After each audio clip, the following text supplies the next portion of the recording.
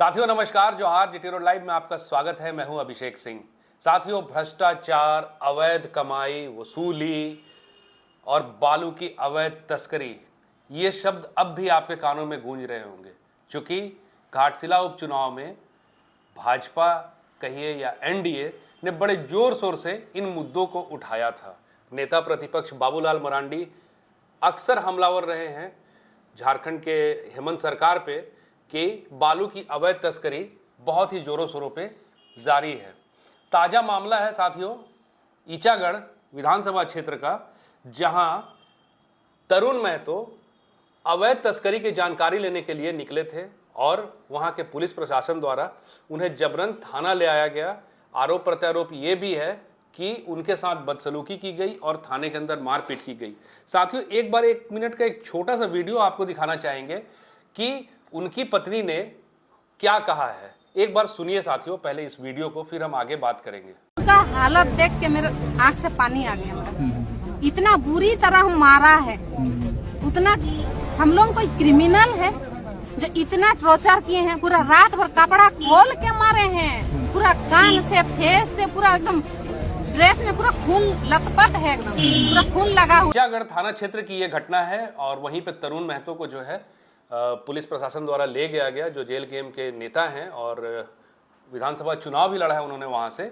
और फिर उनके साथ आगे क्या हुआ इस पे हम आगे चर्चा करेंगे। आप हमारे साथ देख रहे हैं, हमारे सहयोगी शैलेंद्र सिन्हा जी हैं। सर,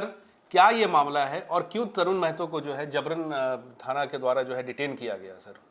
देखिए, एग्जैक्ट कारण तो अब तक ना तो पुलिस अधिकारियों की तरफ से इस बात के बारे में कोई जानकारी दी गई है और ना ही उनके परिजनों की ओर से। और इसी कारण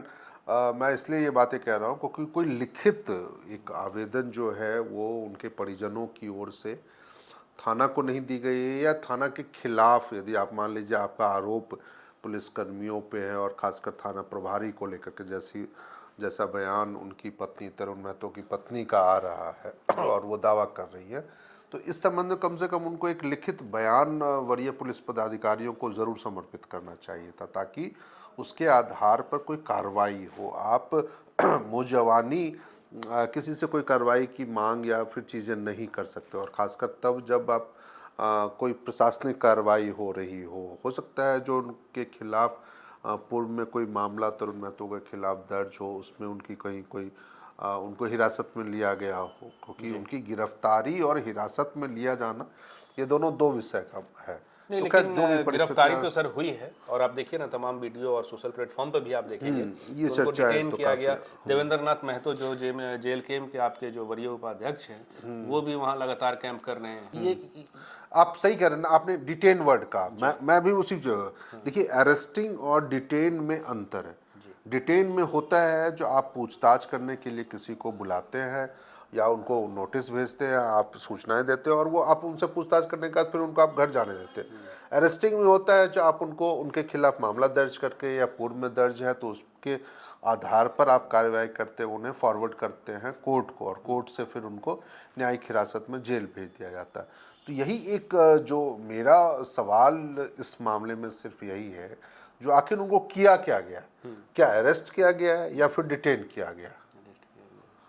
तो ऐसी स्थिति में यदि मान लीजिए यदि कोई बहुत सारे सोशल मीडिया प्लेटफॉर्म पे ये भी आ रही है जो किसी में अरेस्ट करने की बात कही जा रही है, किसी में डिटेन करने की बात कही जा रही है, या फिर ये कहा जा रहा है जो उनको जेल भेज दिया गया, तो मुझे लगता है जो पुलिस पदाधिकारियों को, जो वरीय पदाधिकारी है, क्योंकि जेल के नेता हैं तरुण महतो, एक सामान्य नागरिक है, तब भी उतनी बड़ी जिम्मेदारी है जितना कि एक प्रतिनिधि किसी राजनीतिक दल के प्रतिनिधि के, और खासकर तब जब वो विधानसभा चुनाव में 43,000 वोट हासिल करके और एक प्रमुख उपस्थिति दर्ज करा। तो वैसी स्थिति में यदि आप उनकी गिरफ्तारी कर रहे हैं तो निश्चित रूप से पुलिस के वरीय पदाधिकारियों को इस पर अपना एक जवाब तो देना चाहिए था, और एक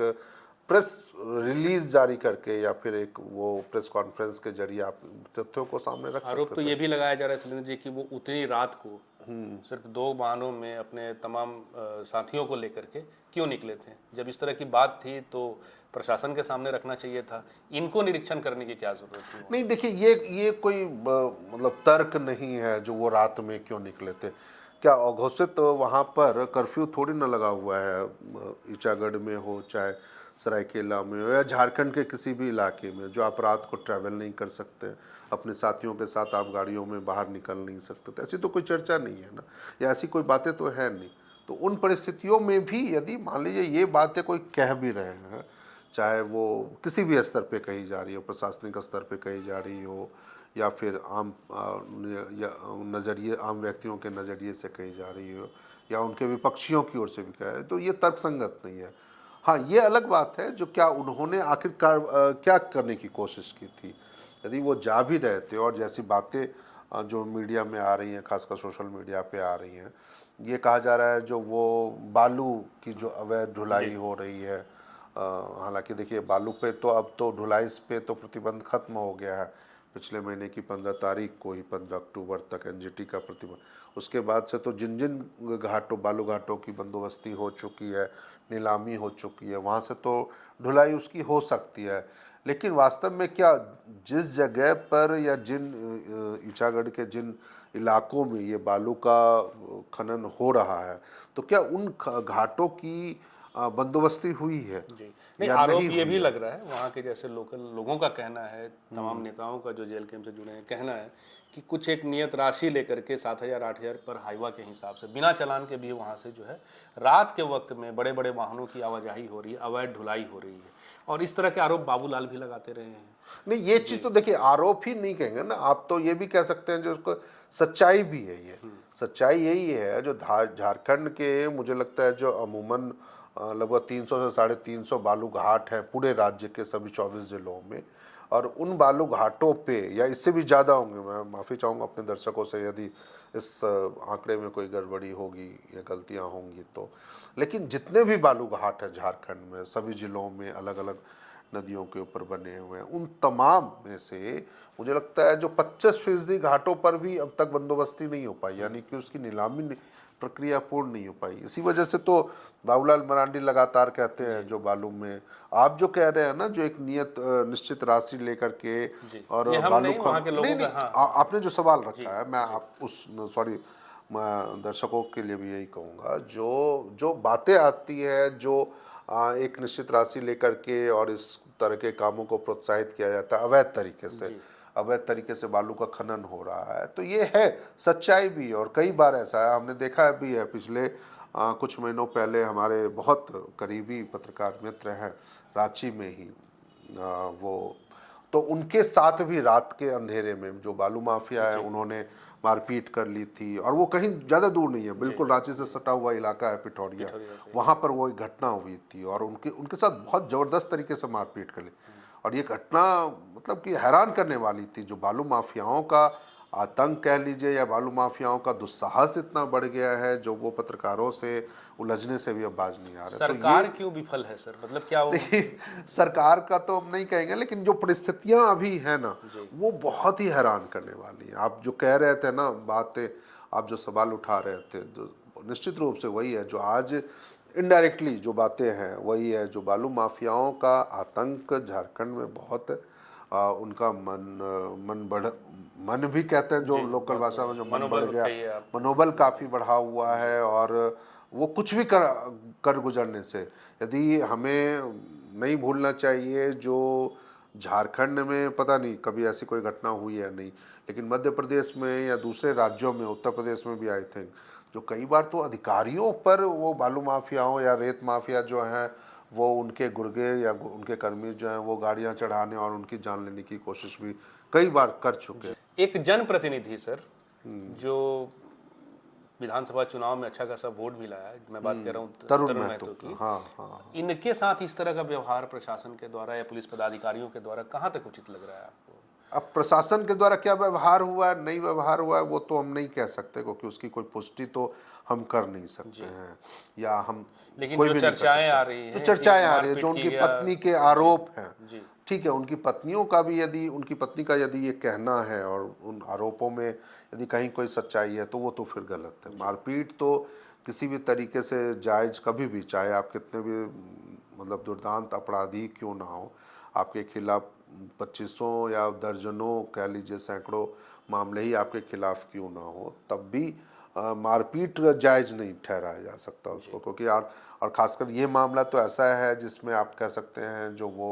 जनप्रतिनिधि बनने की दौड़ में थे और एक लोगों की समस्याओं को, क्योंकि बालू घाटों को लेकर के या बालू के खनन को लेकर के जो समस्याएं या जिन चीज़ों की कोशिश कह सकते हैं जो तरुण महतो ने की, जो उनके साथ जो किस तरीके से इस मामले में खेल होता है या इसमें कैसे अवैध तरीके में लोगों के नियम कानूनों को ताक पर रख दिया जाता है, अवैध भ्रष्टाचार का मामला है, जब किस तरह से आप बढ़ावा मिल रहा है भ्रष्टाचार को, तो ये तमाम ऐसी चीज़ें थी। तो वो तो आम लोगों के लिए वो कर रहे थे ना, आम लोगों से जुड़ी समस्याओं को सामने लाने की कोशिश में थे, जो कैसे उसके।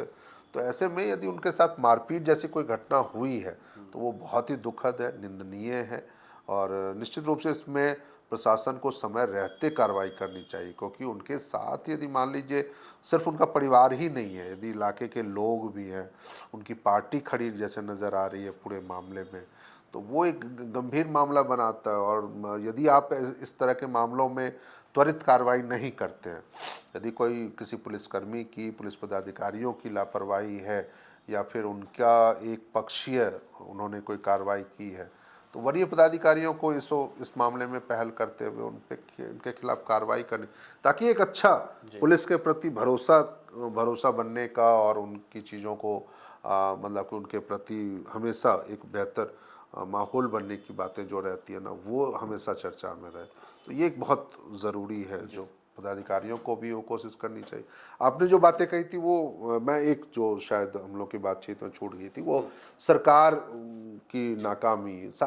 नाकामी तो इस नज़रिए से तो है, जो अभी भी देखिए झारखंड में कभी भी खासकर पिछले कुछ सालों में जो सभी बालू घाटों की नीलामी नहीं हो पाई है, ये एक गंभीर समस्या। किन कारणों से नहीं हो पाई है, निश्चित रूप से इस बात को लेकर के सरकार को चिंता तो करनी चाहिए, क्योंकि यदि नीलामी होगी और खासकर ग्राम सभा की देखरेख में चीज़ें होंगी, यदि कई जगहों पर यह भी है जो ग्राम सभा को इसका अधिकार दे दिया जाए नीलामी करने का, कई जगहों पे लोगों का ये कहना है जो नहीं सरकार के स्तर पर, जिला प्रशासन के स्तर पर, डीसी के स्तर पर इसकी नीलामी हो, तो खैर जो भी मुद्दे हो, लेकिन यदि उसकी नीलामी हो जाती है, बंदोबस्ती हो जाती है, तो निश्चित रूप से इन घटनाओं पे या ऐसी कोशिशों पे जो बालू को आम लोगों की पहुंच से दूर कर रहा है, उसे ज़रूरत से ज़्यादा महंगा बना रहा है और उसके जरिए भ्रष्टाचार को बढ़ावा दे रहे हैं, तो उन चीज़ों पे रोक लग सकती है एक चीज़। जी बिल्कुल साथियों, तमाम समय में आप देखेंगे कि ये आरोप प्रत्यारोप लगता रहा है कि कहीं ना कहीं बालू की जो है अवैध एक तरह से सिंडिकेट खड़ा है, अवैध व्यापार चल रहा है और इसको लेकर के प्रशासन द्वारा सिर्फ खाना पूर्ति की जाती है, कभी 2-4 वाहनों को जब्त कर लिया जाता है, लेकिन इस सिंडिकेट के पीछे कौन है और कैसे ये सिंडिकेट फल रहा है, फूल रहा है, इस पे सरकार को एक विस्तृत कार्रवाई की ज़रूरत ज़रूर है। और साथ ही साथ जिस तरह से जेल के नेता हैं देवेंद्र नाथ महतो, उन्होंने भी कहा कि जब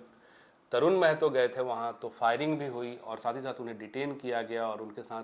थाने के अंदर मारपीट की गई, इसको लेकर के भी एक विस्तृत जांच की आवश्यकता अवश्य प्रतीत होती है। साथियों, आज के लिए बस इतना ही। जाते जाते आपसे वही आग्रह कि अगर आपने हमारे चैनल को सब्सक्राइब नहीं किया तो ज़रूर कर लीजिए, हमारे वीडियो को लाइक, शेयर और कमेंट ज़रूर कीजिए। आज्ञा दीजिए। नमस्कार, जय हिंद, जय भारत।